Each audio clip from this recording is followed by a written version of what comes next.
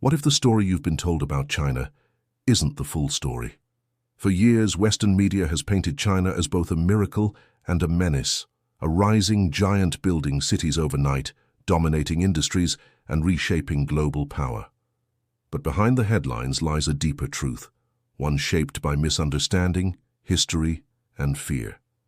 Because sometimes what looks like aggression is ambition, and what looks like control is coordination. Tonight, we're going beyond the headlines to uncover how Western media misinterprets China's rapid global rise, and why the real story is far more complex than you think. If you're ready to see past the noise, hit that subscribe button, because what comes next might just change the way you see the world. Chapter 1. The Birth of a Narrative. To understand how the West misinterprets China's rise, we first need to understand where those perceptions began. Western media's portrayal of China didn't start in the 21st century. It began centuries ago during the Age of Exploration. When European traders first reached China, they found a civilization older, richer, and more technologically advanced than their own. But what they couldn't control, they feared. As colonial powers expanded, they began reshaping narratives, turning admiration into suspicion. China became the sleeping dragon, a symbol of both wisdom and threat. And those early depictions, rooted in colonial anxiety and economic competition, still echo in today's headlines. Modern media inherited these lenses, often unconsciously. Instead of seeing China's rise as the story of a nation rebuilding after humiliation, it's often told as a geopolitical threat. The subtext? They're catching up, and that's dangerous.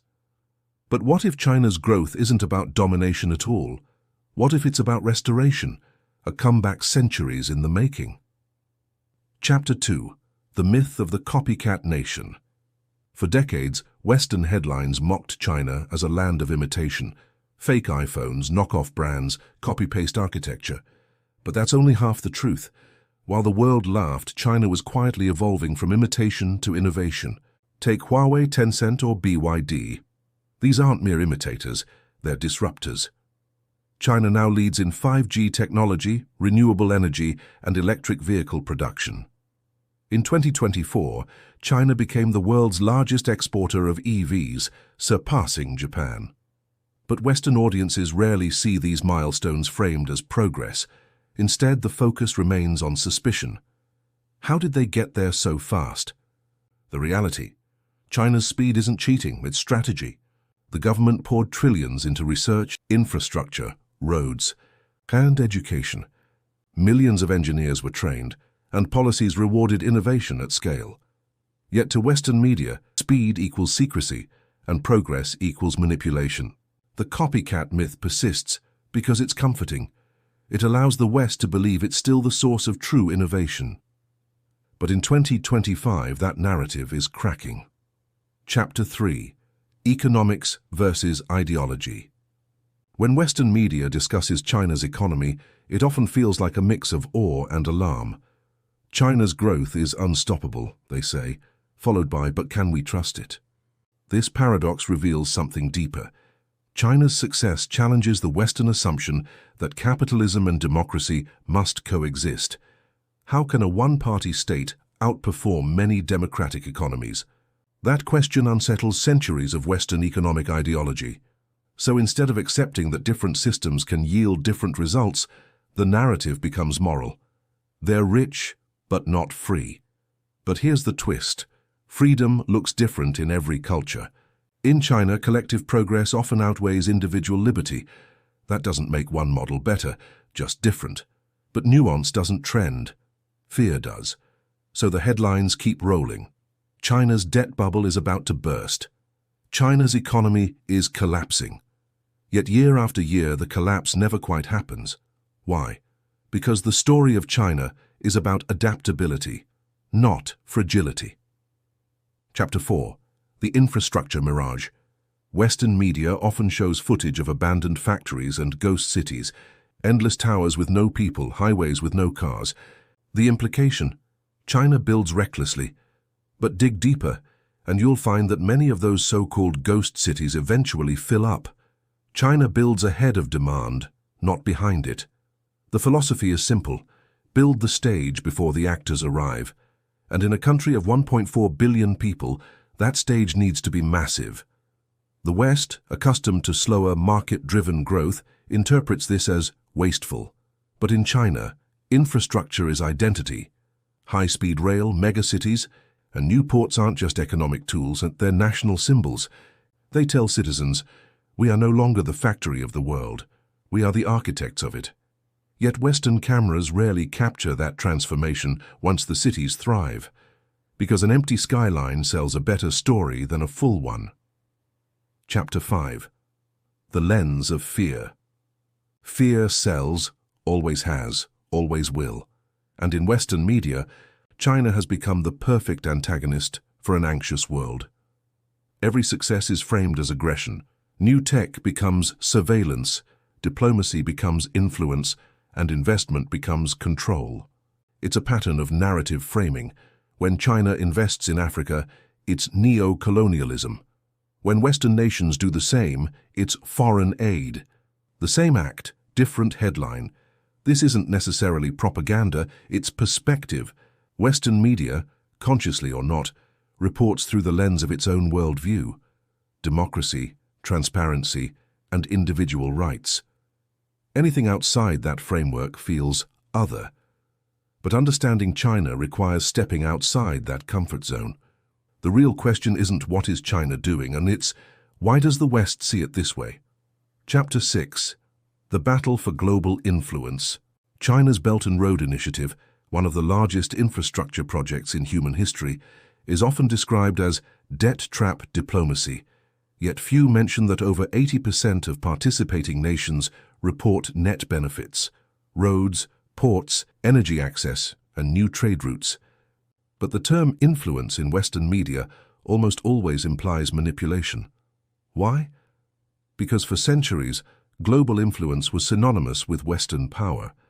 When China plays that game, it feels like trespassing on sacred ground. The irony? The West once did exactly what China is doing now, exporting its model values and systems. The difference is, China's model isn't ideological, it's transactional. We build, you trade, we both grow. This shift terrifies the West, not because it's evil, but because it works. Chapter 7. The Media Machine. Modern Western news outlets operate under a simple rule: conflict captures attention. In that system, China's rise is gold. Rival superpower, threat to democracy, economic espionage. These phrases spike ratings and clicks, but that constant framing also shapes public opinion. Generations are growing up seeing China not as a country, but as a character, the villain in a global drama. And once a narrative becomes entertainment, it's nearly impossible to rewrite. Few outlets spend time exploring Chinese culture, art, or human stories beyond the political headlines. The result?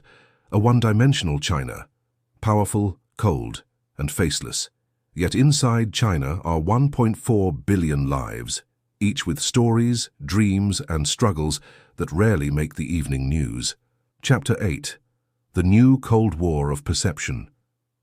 In many ways, the modern rivalry between China and the West isn't fought with missiles. It's fought with narratives.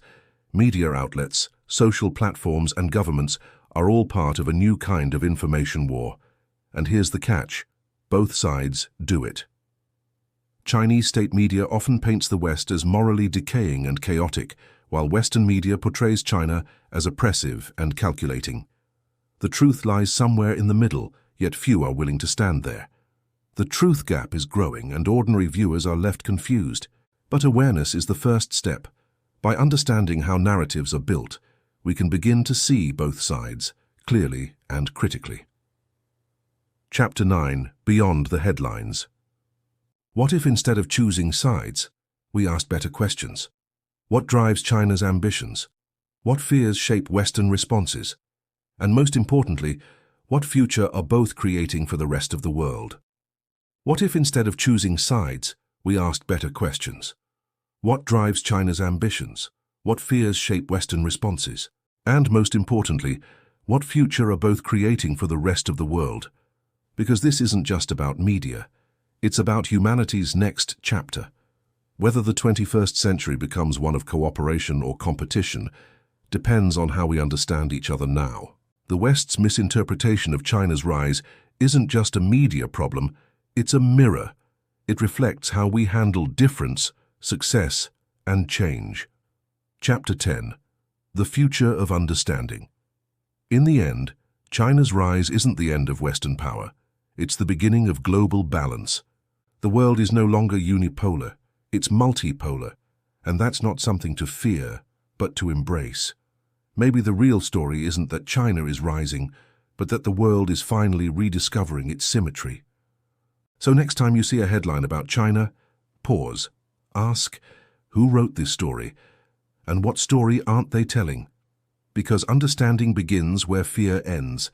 And in a world built on narratives, seeking truth might just be the most revolutionary act of all. Thanks for watching, and don't forget to subscribe for more documentaries like this.